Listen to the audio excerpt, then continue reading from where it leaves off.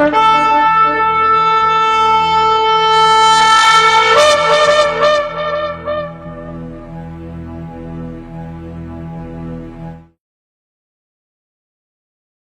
atah Yahweh Eloheinu melech haolam, asher bachar banu mikol amim, venatan lanu et torato, Baruch atah Yahweh noten atorah, beshen Yeshua HaMashiach. Bendito eres tú, Yahweh, nuestro Elohim, Rey del universo, que nos has apartado entre todos los pueblos para darnos tu instrucción.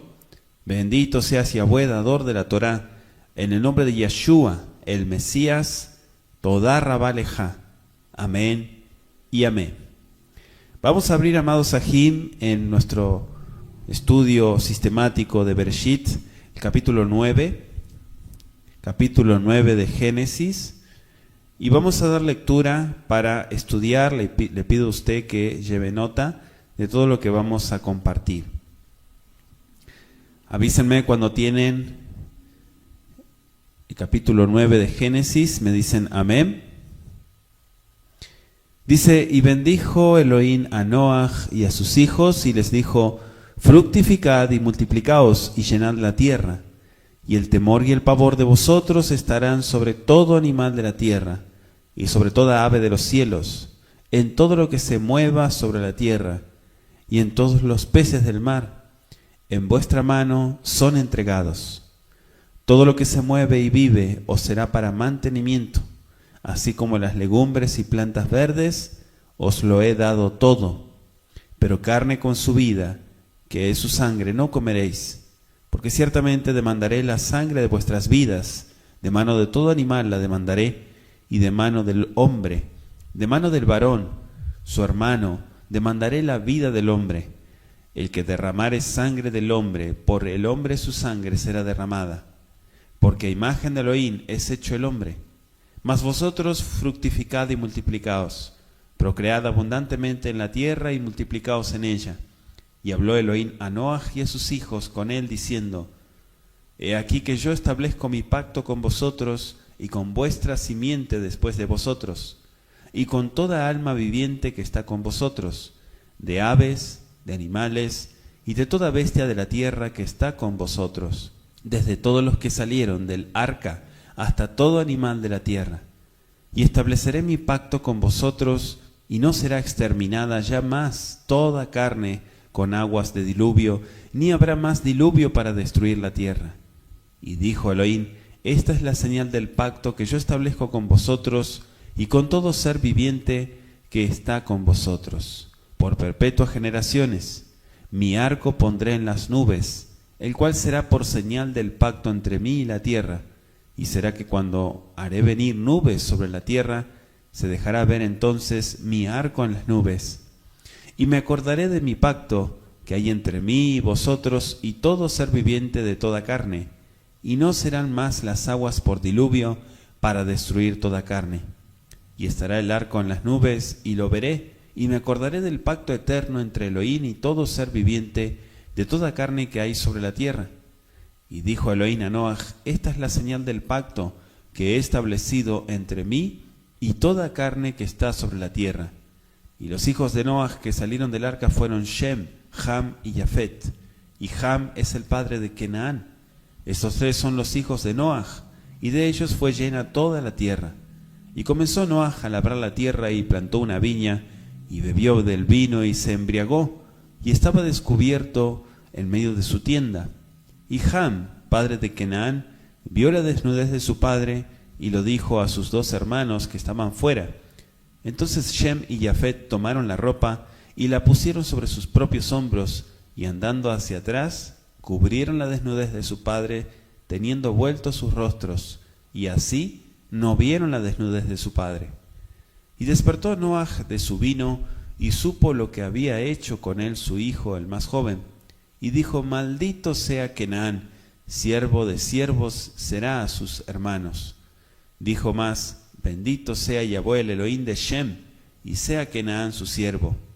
Engrandezca Elohim a Yafet, y habite en las tiendas de Shem, y sea Kenaán su siervo. Y vivió Noach después del diluvio 350 años, y fueron todos los días de Noach 950 años, y murió. palabra del Eterno.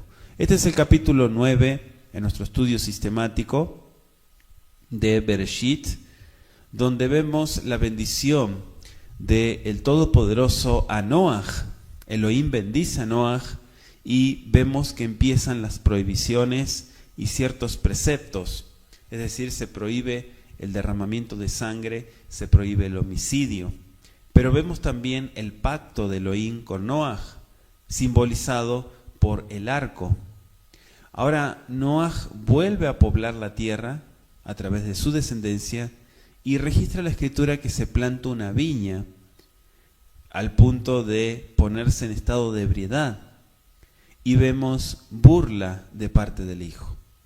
Noaj maldice a Kenán, es decir, el hijo de Ham, bendice a Shem, bendice a Yafet, y vemos en este capítulo 9 la muerte finalmente de Noaj Azadik. Ahora, vamos a estudiar este capítulo 9. Le pido a usted que vaya tomando nota de todos los puntos que vamos a ir mencionando. Vaibarej Elohim et Noach, be'et banav, vayomer laem peru urbu, umilu et haaretz. Y bendijo Elohim a Noach y a sus hijos, y les dijo: fructificad y multiplicaos, y llenad la tierra, dice. En primer lugar, Noaj y su familia recibieron una bendición que fue similar a la pronunciada sobre Adán Bejaba, Adán y Eva, después de su creación, allí en el capítulo 1, 28, muy similar a la verajá que fue dada por Elohim. Así como Adán había sido el progenitor de todos los miembros de la raza humana, Noaj llegó a ser el progenitor de todos los seres humanos después del Mabul, del diluvio. En ambos casos, la bendición consistió en una orden divina de fructificar y llenar la tierra. Sin embargo, faltaba una parte de la bendición previa, el encargo de sojuzgar la tierra. Fuera de duda, esta omisión refleja el hecho de que el dominio del mundo asignado al hombre durante la creación se había perdido. ¿Por qué? Por el pecado.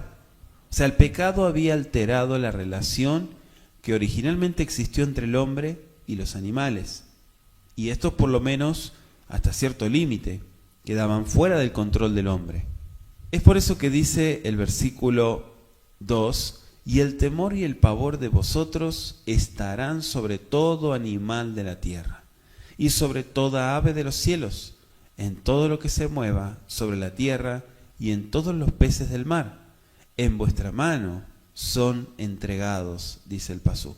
Puesto que el pecado, con todas sus consecuencias, como ya estuvimos estudiando en audios anteriores, había debilitado ese vínculo de sujeción de parte de los animales a la voluntad del hombre, de allí en adelante tan solo por la fuerza él podría regir sobre ellos, mediante ese miedo que Elohim ahora inculcó en la creación animal. La naturaleza había quedado apartada del hombre. El miedo que todos los animales terrestres, volátiles y acuáticos habían de tener no excluiría su rebelión ocasional contra el dominio del hombre sobre ellos. A veces se levantarían y destruirían al hombre. En realidad, el Eterno los usó en algunos casos, ¿para qué? Para administrar justicia divina. Vamos a ver algunos ejemplos de ello. En Éxodo capítulo 8, versículo 6, acompáñenme a Éxodo 8, versículo 6, dice: entonces Aarón extendió su mano sobre las aguas de Egipto, y subieron ranas que cubrieron la tierra de Egipto. Dice el versículo 17, y ellos lo hicieron así, y Aarón extendió su mano con su vara, y golpeó el polvo de la tierra, el cual se volvió piojos, así en los hombres como en las bestias. Todo el polvo de la tierra se volvió piojos en todo el país de Egipto, dice.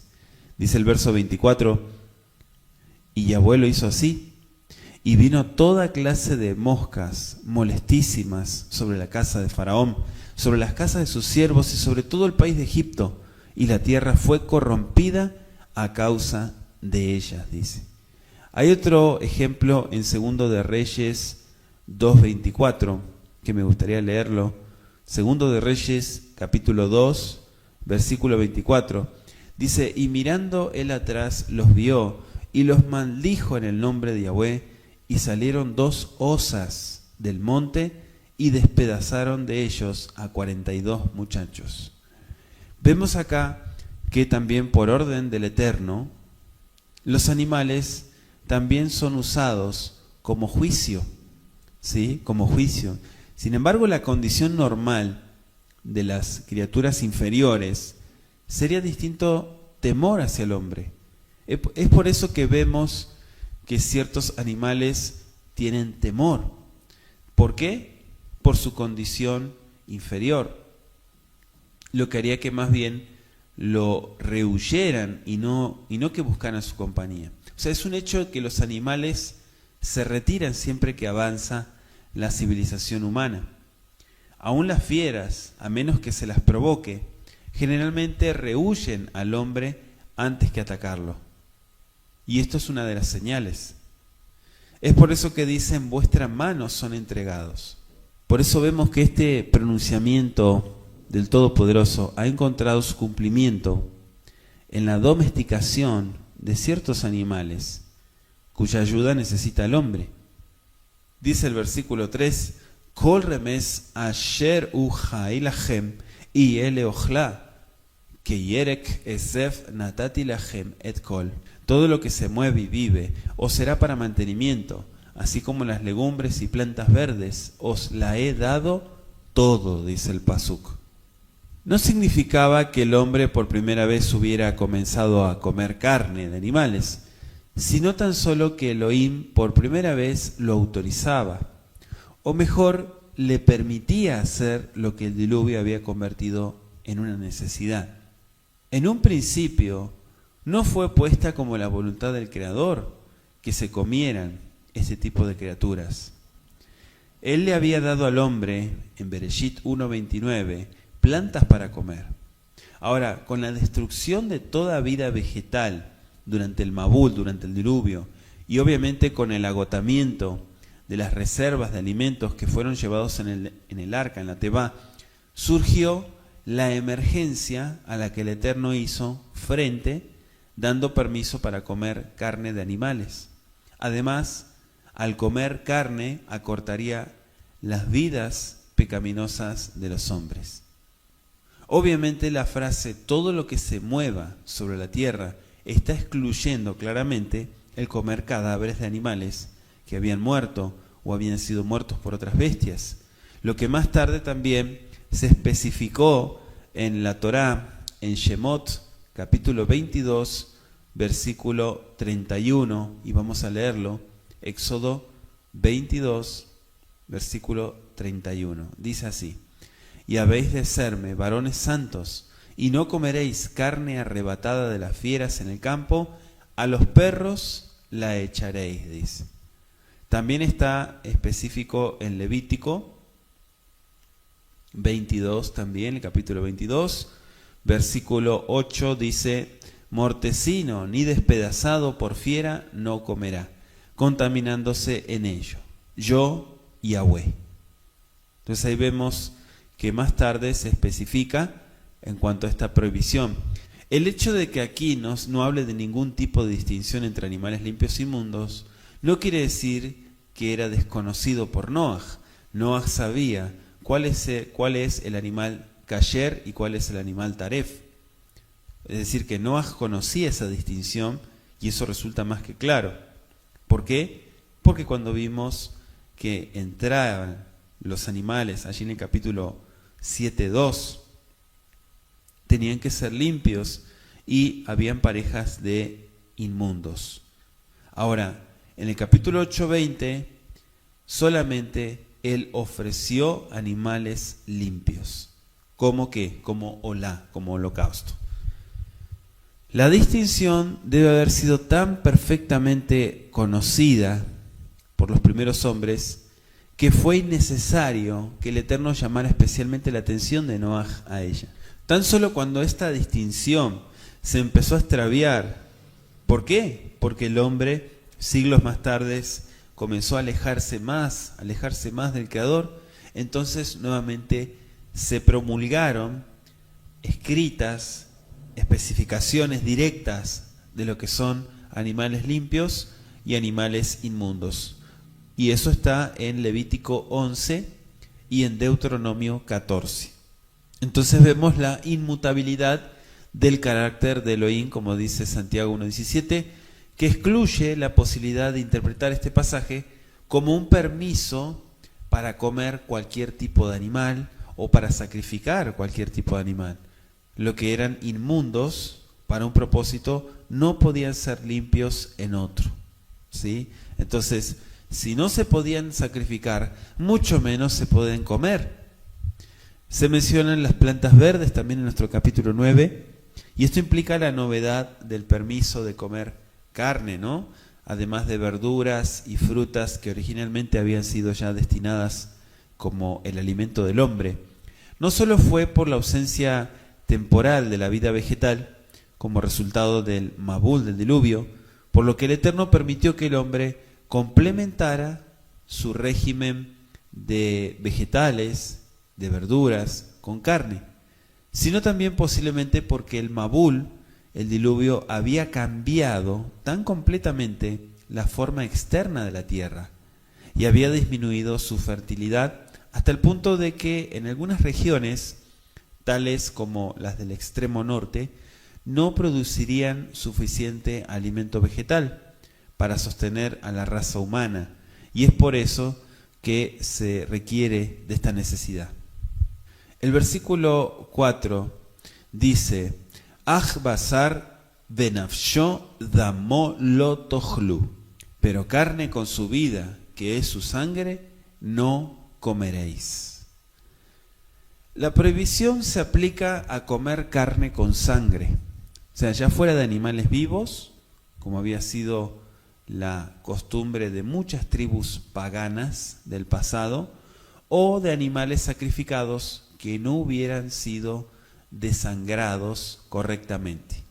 O sea, entre otras cosas, esta prohibición es una salvaguardia, podríamos decir, contra la crueldad y un recordativo del sacrificio de animales, en los cuales la sangre, como portadora de la vida, es considerada sagrada. O sea, Elohim previó que el hombre, al caer como víctima de las creencias paganas, pensaría que participando de esta sangre, su propia vitalidad sería vigorizada o sería prolongada, como acostumbraban a creer. Entonces, por estas razones y probablemente por otras que no resultan muy claras, fue irrevocablemente prohibido comer carne con sangre. Los Sheliachim también consideraron que esta prohibición obviamente tiene vigencia porque la Torá es eterna, y llamaron la atención respecto especialmente a los creyentes los creyentes que habían sido asimilados, es decir, gentilizados. Estoy refiriéndome a israelitas, hebreos, que se paganizaron, allí en el capítulo 15 de Hechos, el versículo 20 y el 29. ¿Por qué? Porque esos creyentes, en su conversión nuevamente y regresar a las raíces, habían estado acostumbrados a comer carne con sangre. Entonces, como tenían esa costumbre pagana, dice el capítulo 15 de Hechos, verso 20 y el verso 29, que no debían de consumir nada de ello. La vida, en este caso, se pone como el nefesh. Sabemos que la palabra se traduce como alma, ¿sí? Como alma. Y podemos también tomar nota Génesis 2:7. Ahora también vemos en Levítico 17:11, es decir, Vayikra 17, verso 11, que dice: porque la vida de la carne en la sangre está, y yo os la he dado para expiar vuestras almas sobre el altar, porque es la sangre lo que hace expiación por el alma, dice. Entonces, esto tenemos que tomarlo muy en cuenta en nuestro estudio en cuanto a lo que se refiere Génesis capítulo 9, verso 4. O sea, la sangre es indispensable para la vida. Si se corta la circulación de sangre, a cualquier parte del cuerpo, esa parte se muere. Es una pérdida completa de sangre, inevitablemente produce la muerte. O sea, el desangrarse. Entonces, siendo esto verdad, la palabra hebrea nefesh está como paralela con la palabra dam, que es sangre, y tiene que traducirse como vida, porque nos está dando la idea de la vida en sí. Por eso dice el versículo 9:5, porque ciertamente demandaré la sangre de vuestras vidas, de mano de todo animal la demandaré, y de mano del hombre, de mano del varón, su hermano, demandaré la vida del hombre, dice. Entonces aquí está más que claro, ¿no? La sangre de vuestras vidas. O sea, resalta el valor de la vida del hombre, o el nefesh, y Elohim se ocuparía personalmente en vengar ese derramamiento de sangre humana, tal como está implicado, ¿no?, en la palabra demandaré. ¿Qué significa demandaré? Bueno, en el texto hebreo dice iré en pos de, o sea, con un propósito de castigo. También dice de mano de todo animal. La vida del hombre quedó a salvo de los animales, tanto como de otros hombres, mediante una solemne proclama de la santidad de la vida humana.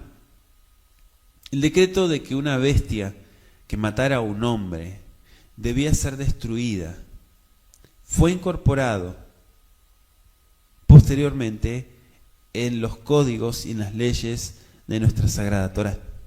Vamos a leer un ejemplo en Shemot 21, versículo 28 al 32, Éxodo capítulo 21, verso 28 al 32, dice: si un buey acorneare, hombre o mujer, y a causa de ello muriere, el buey será apedreado, y no se comerá su carne, mas el dueño del buey será absuelto.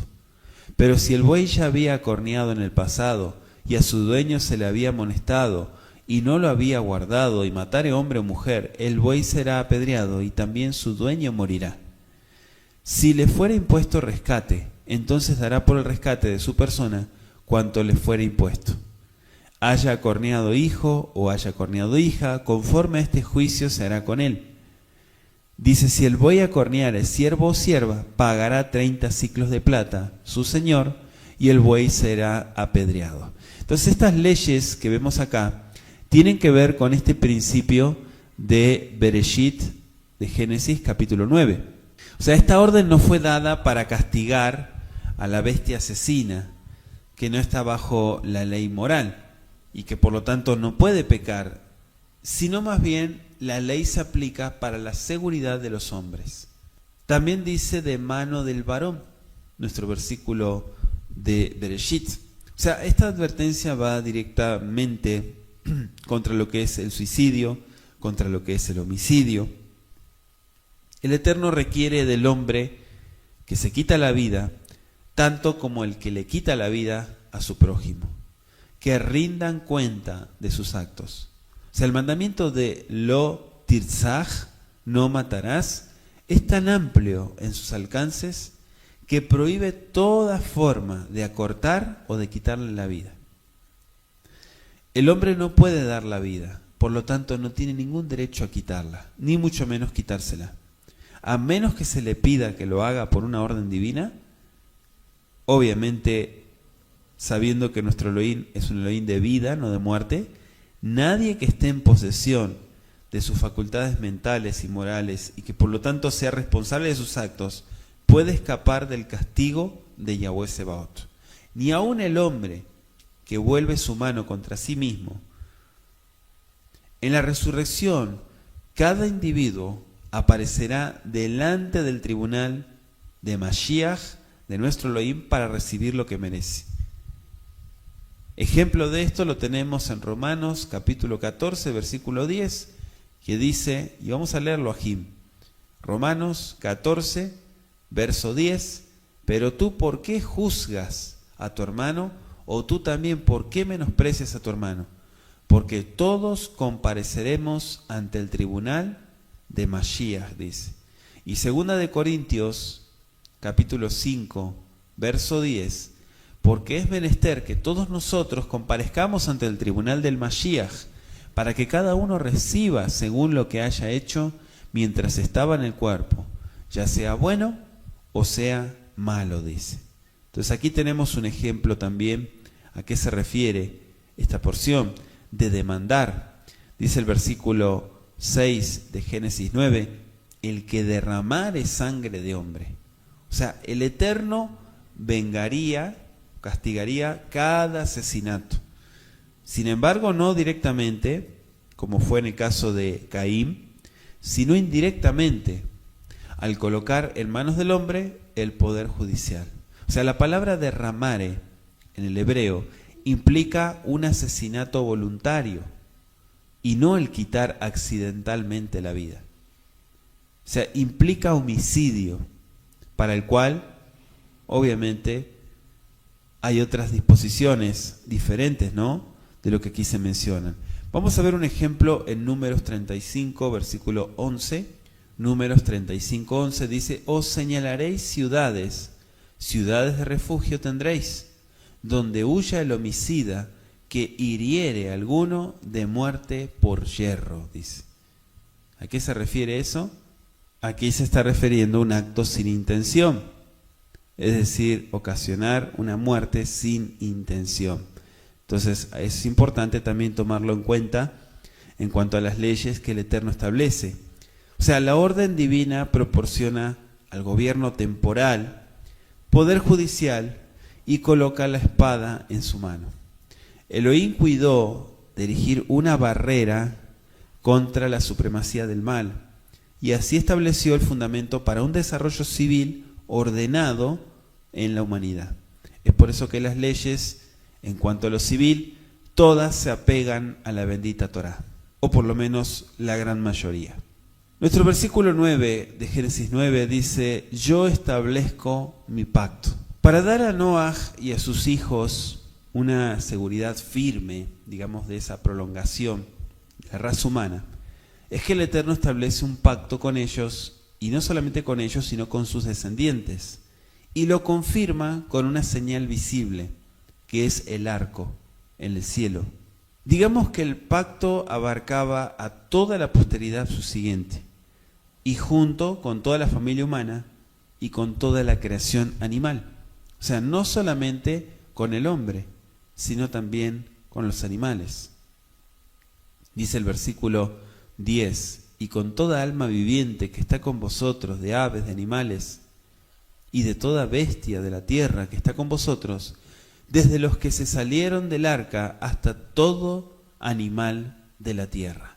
O sea, este pasaje no implica, como lo han explicado algunos, que ciertos animales habían sobrevivido al diluvio sin haber estado en el arca, y que por lo tanto la inundación de la tierra fue solo parcial, ya que este punto de vista está, digamos, en mucha contradicción con las declaraciones bíblicas según las cuales todos los animales terrestres y volátiles que no habían encontrado refugio en el arca habían sido destruidos. Y evidencia lo tenemos en el capítulo 6, 17, 7, 4, 7, 21 al 23 de Génesis. Entonces, debe encontrarse otra explicación. No podemos decir que hubieron animales que quedaron fuera. Por eso dice el verso 11, no exterminaré ya más toda carne. O sea, este pacto, este berit, no contenía sino una estipulación y asumía la forma de una promesa que el Todopoderoso estaba haciendo. Algunas regiones podrían ser devastadas y hombres y animales barridos por centenares de miles, pero nunca habría otra vez una destrucción universal de toda la tierra por un diluvio. A eso es lo que se refiere. Sin embargo, esta promesa no implica que el Eterno esté obligado a no destruir otra vez el mundo mediante otro medio que no sea el agua. Su plan anunciado de poner fin a toda la impiedad cuando termine la historia del mundo mediante un gran fuego destructor es lo que marca, por ejemplo, 2 de Pedro 3:7, verso 10 y 11 y Apocalipsis 29. Entonces ahí sí vemos que hay una destrucción, pero no por agua, sino por fuego. Entonces no contradice la promesa, porque la promesa es en cuanto al Mabul.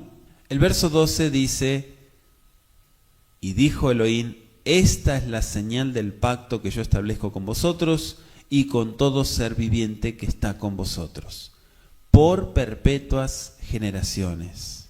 El Eterno estimó que esta señal era necesaria para que sus criaturas tuvieran fe en sus promesas y al mismo tiempo constituía una muestra de su condescencia con las debilidades del hombre. Sabemos que el hombre siempre busca señales. Dice Mateo 24, versículo 3, Mateo capítulo 24, versículo 3, y sentándose él en el monte de los olivos, los discípulos se le acercaron aparte diciendo, dinos, ¿cuándo serán estas cosas? ¿Y qué señal habrá de tu venida y del fin del mundo? ¿Se dan cuenta? Dice también 1 Corintios 1:22, porque los judíos piden señal y los griegos buscan sabiduría. Es decir, que el hombre siempre está buscando señales, constantemente busca señales. El Eterno se las ha proporcionado en su misericordia y su bondad dentro de ciertos límites, aunque desea que sus seguidores retengan su fe y crean en Él aun cuando no haya señales que los guíen. Por eso es que dijo Yeshua en Yohanan capítulo 20, versículo 29. Vamos a leerlo aquí. Juan 20, 29. Dice, Yeshua le dijo, Tomás, porque me has visto, ¿creíste? Dichosos los que no vieron y creyeron. Entonces muchos piden señales para poder creer. En este caso vemos que la señal fue puesta como una evidencia, pero no siempre el Todopoderoso dará señales. El arco expuesto, dice, se refiere a un arco iris. O sea, el establecimiento del arco iris como una señal de la promesa de que no habría nunca más otro diluvio, se presupone que ese arco iris apareció entonces por primera vez en las nubes. Esta es una indicación más de que no había llovido antes del diluvio. O sea, el arco iris es producido por la refracción y la reflexión de la luz solar a través de las gotas de agua en suspensión. Es un efecto que hace visual y evidentemente no había aparecido, y podemos decir que es otra evidencia que no hubo lluvia antes del diluvio. Dice el versículo 15, y me acordaré de mi pacto que hay entre mí y vosotros, y todo ser viviente de toda carne, y no serán más las aguas por diluvio para destruir toda carne. El arco iris, ese fenómeno físico natural, es un símbolo adecuado de la promesa del Kadosh Baruj Hu de no volver a destruir más la tierra mediante el diluvio, como estuvimos explicando, ya que las condiciones climáticas serían diferentes después del diluvio. En la mayoría de las partes del mundo las lluvias tomarían el lugar del anterior y benéfico rocío para humedecer la tierra. Convenía que el Eterno utilizara algo o algún medio para aquietar el temor del hombre, ¿no? Cada vez que comenzara a llover. Imagínense, después de tremenda inundación, el hombre al ver la lluvia tendría pavor. Toda persona que así lo desee puede ver en los fenómenos naturales la revelación de Elohim mismo. Dice, por ejemplo, Romanos capítulo 1, versículo 20, porque las cosas invisibles de Él, su eterno poder y divinidad, son claramente visibles desde la creación del mundo, siendo entendidas por las cosas que son hechas, así que no tienen excusa, dice. Es una evidencia, Romanos 1:20, de esto que estamos estudiando. De esa manera el arco iris es para el mamim o el creyente la evidencia de que la lluvia traerá bendición y no destrucción universal. La lluvia es una bendición del Todopoderoso y ella se menciona también en las bendiciones de la Torá. Ahora, Yohanan, Ashaliach, vio en su visión un arco iris que rodea el trono de Elohim, allí por el Apocalipsis 4, verso 3. O sea, el hombre contempla el arco iris para recordar, ¿qué cosa? La promesa del Eterno. Pero el Eterno mismo lo contempla para recordar y cumplir su promesa. O sea, en el arco iris podríamos decir que convergen la fe y la confianza del hombre, ¿con qué? Con la fidelidad y la inmutabilidad del Todopoderoso. Los rayos de luz que emanan del sol de justicia, como dice Malaquías 4:2, tal como son vistos por el ojo de la fe a través de ese prisma de las experiencias de la vida, revelan la belleza del carácter sadik de nuestro Mashiach, nuestro sol de justicia. O sea, el pacto eterno entre el Padre y el Hijo asegura a cada humilde y fiel hijo e hija de Elohim el privilegio de contemplar en Yeshua HaMashiach a aquel que es en todo el codiciable, y al contemplarlo ser transformado a su misma semejanza, como dice la palabra.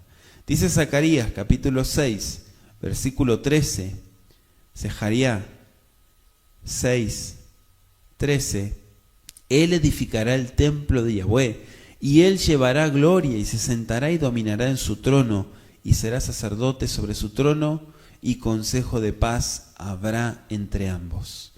Bendito sea nuestro Adón Yeshua HaMashiach por cumplir su palabra. Volviendo a nuestro capítulo 9 de Bereshit, vamos a leer el versículo 17, donde nos quedamos. Dice: y dijo Elohim a Noach: esta es la señal del pacto que he establecido entre mí y toda carne que está sobre la tierra. Esta es la señal, dijo el Kadosh Baruj Hu. Vayomer Elohim el Noach, Zot Ot Abrit. Esta es la señal del pacto. Asher Akimoti, Beniu Ben, Kol Basar Asher al Haaretz. Fíjense qué importante ver en estos pasukim la señal, el pacto entre Elohim y Noach, que puso, digamos, un punto final a todos los acontecimientos relacionados con esta catástrofe que la tierra jamás haya experimentado. La tierra, que una vez fue bella, que fue perfecta, presentaba un cuadro de completa desolación. El hombre había recibido una lección muy fuerte acerca de los terribles resultados del pecado. Los mundos no caídos habían visto el fin espantoso que aguarda al hombre cuando éste obedece al Satán, al adversario. Debía realizarse un nuevo comienzo, ya que habían sobrevivido al diluvio solo miembros fieles y obedientes. Había razón para esperar que el futuro presentaría un cuadro mucho más feliz que el del pasado, y después de haber sido salvados por el amor de Elohim, ¿sí?, podría esperarse que los descendientes de Noach HaTzadik se beneficiaran en todos los siglos futuros con las lecciones ya aprendidas del Mabul. Benei Anoach, hablemos de Benei Anoach, de los hijos de Noach. Bueno, aquí dice la escritura del versículo 18 que fueron 3 los hijos de Noach, a quienes se alude repetidas veces en pasajes anteriores también, como por ejemplo, ya estuvimos leyendo en el capítulo 5:32, 6:10 y 7:13 de Génesis. Allí son mencionados otra vez como cabezas de las naciones que habría en la familia humana. Sus nombres son explicados en relación con la tabla genealógica que estudiaremos posteriormente en nuestro capítulo 10 de Bereshit. Bueno, en primer lugar, Ham dice la escritura que es el padre de Kenaam. ¿Sí? Se menciona aquí a Kenaam ben Ham, es decir, Canaán, hijo de Cam, como una alusión anticipada a lo que sigue. Además, debe haber sido el propósito de Moshe, en su escrito, llamar la atención de todos los hebreos de aquel entonces de su tiempo, al desagradable acontecimiento descrito en los versículos siguientes, partiendo desde el versículo 18 y 19. ¿A fin de qué? De que pudieran entender, comprender mucho mejor por qué los Kenaanim, los cananeos, a quienes ellos pronto encontrarían, eran tan profundamente degradados y moralmente, podríamos decir, corruptos. La raíz hebrea que encontramos para describir su depravación se encontraba en su primer antecesor, Ham, que significa caliente, tibio, ¿sí? Aquel padre de Kenaam. Dice nuestra Sagrada Torá en el versículo 19, Shlosha ele bnei Noach, umele nafetza kol haaretz. Dice el verso 20, Vayahel Noach ish adama baita karem. Estos tres son los hijos de Noach, y de ellos fue llena toda la tierra. Y comenzó Noach a labrar la tierra y plantó una viña. Allí vemos el relato que comienza a describir situaciones no tan agradables, las cuales tienen sus consecuencias. Primero dice que de ellos fue llena toda la tierra. O sea, este pasaje declara con palabras directas e inconfundibles que todos los habitantes posteriores de este mundo son descendientes de los tres hijos de Noaj. Aunque no podamos remontar el linaje de cada nación, de cada tribu, hasta uno de los jefes de las familias, digamos, enumeradas en el capítulo que sigue, este pasuk declara enfáticamente que toda la tierra fue poblada por los descendientes de Noaj. La opinión según la cual ciertas razas se libraron del diluvio en regiones remotas de este mundo y no tuvieron relación directa con los hijos de Noaj, no tiene ningún respaldo y apoyo bíblico. Es decir, que eso no tiene ni pie ni cabeza. Dice la Escritura que Noaj comenzó a labrar la tierra. Y esto no excluye necesariamente la posibilidad de que Noaj no haya sido labrador antes del diluvio. Pero además significa que comenzó una nueva era, literalmente como un hombre de la tierra. Aunque Noaj había recibido permiso para matar animales y comer su carne, él comprendió que era necesario cultivar inmediatamente la tierra y obtener el alimento de ella. Entonces es que planta la viña. Bueno, esa declaración no significa que Noaj plantó únicamente una viña.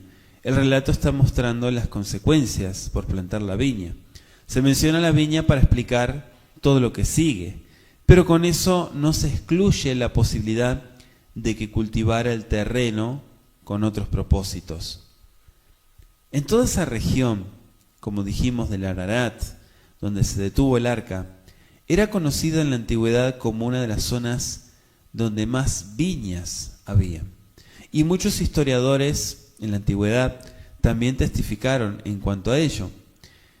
Es decir, que el cultivo de la vid era muy común en todo el antiguo cercano oriente, y esto puede rastrearse hasta los tiempos más remotos.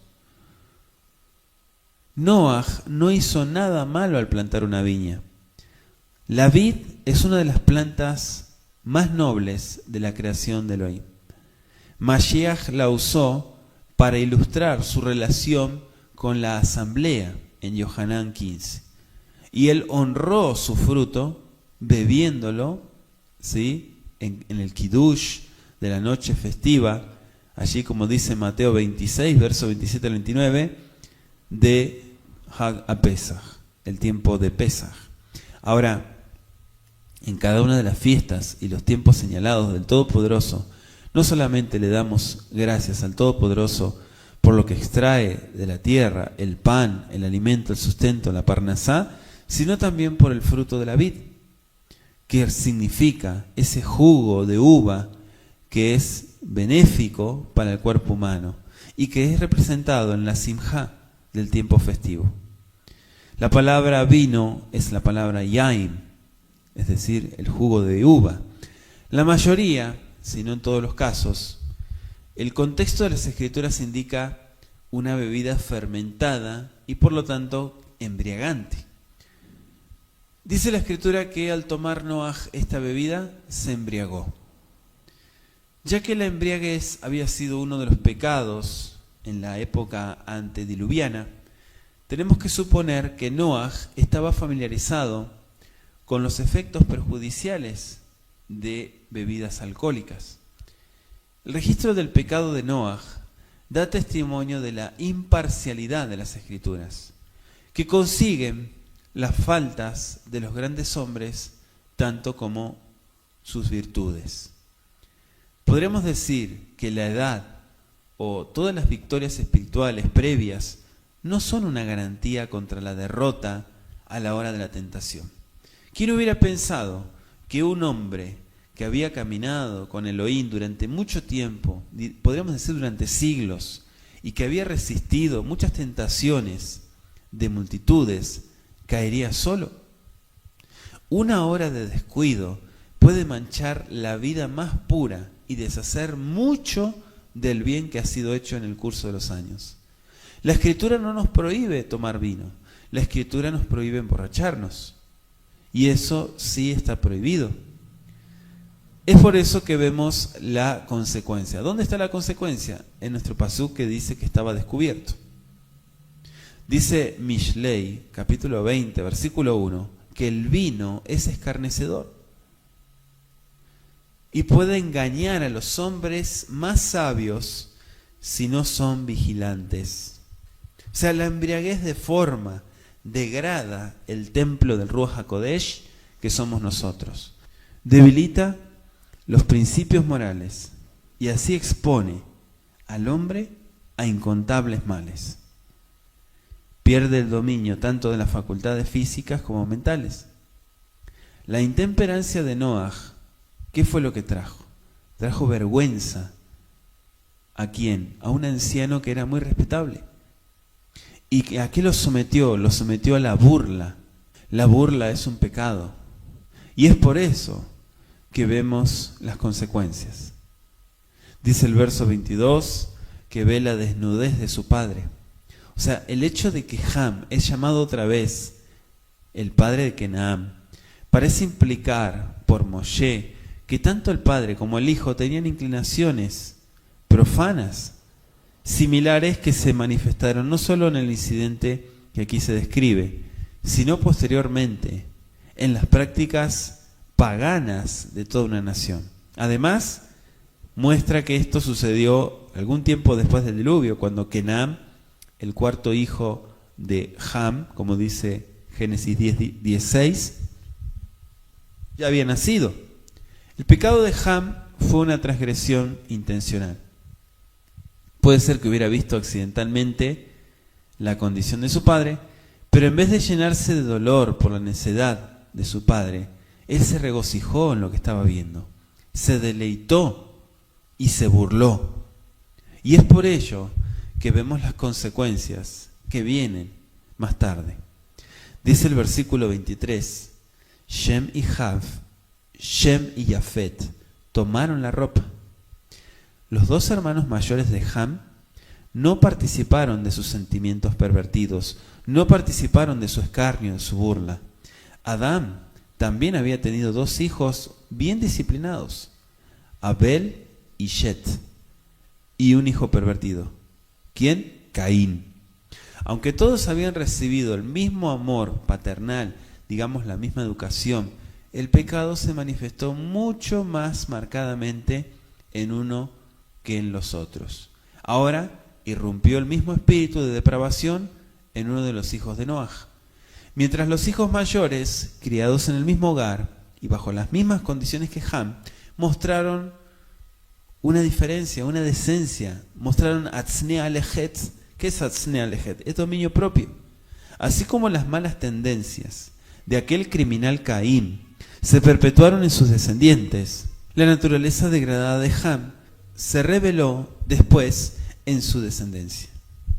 Dice nuestro versículo 24 del capítulo 9, Vaiketz Noach millenó vayeda et asher asa lo veno akatam. Y despertó Noach de su vino y supo lo que había hecho con él su hijo, el más joven. Aquí se entera Noach y recupera el conocimiento y la razón y supo lo que había sucedido durante su sueño. Probablemente al preguntar en cuanto a la razón de la vestimenta que lo cubría, su hijo más joven, literalmente su hijo Acatán, dice el Pasuk, su hijo el pequeño, con el significativo de el hijo menor, se refiere a Ham. Bayomer, Arur Kenan ebet abadim yeyel echav. Y dijo, el verso 25, maldito sea Canaán, siervo de siervos será a sus hermanos. La maldición pronunciada sobre Canaán, aquel cuarto hijo de Ham, más bien que sobre el mismo culpable de la falta, ha sido tomada por muchos como la evidencia de que Canaán fue en realidad el delincuente y que se refiere a él en el verso 24 como el miembro más joven de la familia de Noaj. Escritores también mencionan en la tradición según la cual Canaán vio primero la vergüenza de su abuelo y le contó a su padre. No es imposible que Canaán hubiera participado en la mala acción de su padre. La maldición de Noaj no parece haber sido pronunciada con resentimiento, sino más bien como una profecía. Está escrito en forma de profecía. La profecía no coloca a Canaán en particular o a los hijos de Ham en general, en las cadenas de las consecuencias malas, sino más bien en una profecía de lo que previó Elohim y anunció por medio de Noaj. Probablemente Canaán ya seguía en los pecados de su padre, y esos pecados llegaron a ser un rasgo tan marcado en el carácter nacional, podríamos decir, de todos los descendientes de Canaán, que posteriormente el Eterno, el Kadosh Baruj Hu, ordenó su destrucción. Por eso le dice siervo de siervos, Ebed Abadim. Shem había sometido a Yafet, y Yafet ha sometido a Shem, pero Ham jamás ha sometido a ninguno de ellos. Sin embargo, en los versículos 26 y en adelante encontramos bendiciones. Bayomer, Baruch Yahweh Elohe Shem, Bi'i Kenaan Ebed Lamo. Yafet Elohim le Yefet, Beishkom Beole Shem, Bi'i Kenaan Ebed Lamo. Bendito por Yahweh, mi Elohim sea Shem, dice. Después de la declaración de cada bendición, viene el anuncio de la servidumbre de Canaán, como un estribillo menor. Bendito sea Yahweh, el Elohim de Shem. O sea, siguiendo el texto, se deduce que en vez de desear el bien a Shem, Noaj alaba a Elohim de Shem, al Elohim de Shem, a saber, Yahweh, tal como lo hizo Moshe en el caso de Gad, en las verajot que dio en Deuteronomio 33:20, por tener a Yahweh como su Elohim. Shem sería el receptáculo y el heredero de todas las bendiciones de la salvación que Yahweh prodiga sobre sus fieles. Que engrandezca Elohim a Yafet. O sea, utilizando la raíz Yafat, que significa engrandecer, como el nombre de Yafet, fue la bendición que se le dio. Como un juego de palabras, Yafet Yahweh le Yefet, del nombre de Yafet, Noaj resume su bendición para este hijo en la palabra engrandezca. También viene de la raíz Pataj. Así indicó Noaj la notable expansión y prosperidad de todas las naciones descendientes de Yafet. Que habita en las tiendas de Shem, dice. Fíjense la inflexión verbal, que habite. O sea, se refiere a Yafet, no a Elohim. Aunque algunos comentaristas de las Escrituras han entendido esto así, el significado de la frase puede haber sido doble, ya que los descendientes de Yafet, con el correr del tiempo, se posesionaron de muchas tierras de los semitas y moraron en ellas, y porque los jafetitas habían de participar de las bendiciones de Sem, es decir, de los semitas, digamos que cuando Israel se expande, fue a predicar, y eso lo encontramos en los evangelios, se predicó en las regiones de Grecia y demás. Israel descendiente de Shem, fue sometido por Roma también, que son jafetitas. Llegó a ser el conquistador espiritual de los jafetitas. Lo recibió dentro de sus tiendas. Todos los que son salvados son una parte de Israel y entran, digamos, en la ciudad a través de las puertas que llevan los nombres de las 12 tribus de Israel, como está allí en Apocalipsis 21:12. No solamente el Israel nacional, sino el Israel esparcido, asimilado, y aquellos que se adhieren al pueblo. Todas las profecías semejantes a esta no determinan, digamos, la suerte de los individuos que están dentro del grupo que se trata. Rahab, por ejemplo, la cananea, Arauna, Jebuseo, fueron recibidos, digamos, en la comunión del pueblo escogido de Yahweh. La mujer cananea fue ayudada por Yahweh debido a su fe. Anótese Mateo 1:5, segundo de Samuel 24:18 y Mateo 15, verso 22 al 28. Le estoy dando ejemplos para que usted vea lo que estamos compartiendo. Pero también se pronunciaron ayes sobre los endurecidos fariseos y escribas. Israel jamás fue desechado ni rechazado, pero sí fueron castigados ciertos líderes por la religiosidad y por cierta conducta pagana. Termina nuestro capítulo 9 diciendo: fueron todos los días de Noaj, Vayiu kol yeme Noaj, tesha meot shana, bajamishim shana bayamot. Es decir, que fueron 950 años, bayamot, y murió. Podemos concluir con que la historia de Noaj termina con una fórmula bien conocida desde aquel capítulo 5 que estudiamos, lo que sugiere que los relatos contenidos desde los capítulos 6 hasta este capítulo, el capítulo 9, pertenecen a toda la historia de Noaj. Aunque Noaj era un hombre recto y caminaba con Elohim, digamos que no alcanzó a llegar a la estatura espiritual de su bisabuelo Enoc. Murió habiendo sido testigo del crecimiento y de la expansión de una nueva generación, y habiendo visto cómo ésta seguía rápidamente también las perversas inclinaciones de su malvado corazón.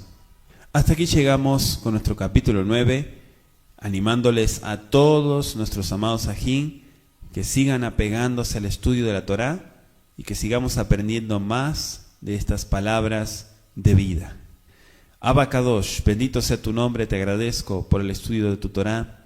Gracias, Abba bendito, por todo lo que tú nos enseñas y por todo lo que estamos vivenciando a través de esta experiencia, Abba Kadosh, de estudio. Gracias por la propuesta que tú nos otorgas, Rey poderoso, de acercarnos más a ti. Beshen Yeshua, a Mashiach, amén y amén.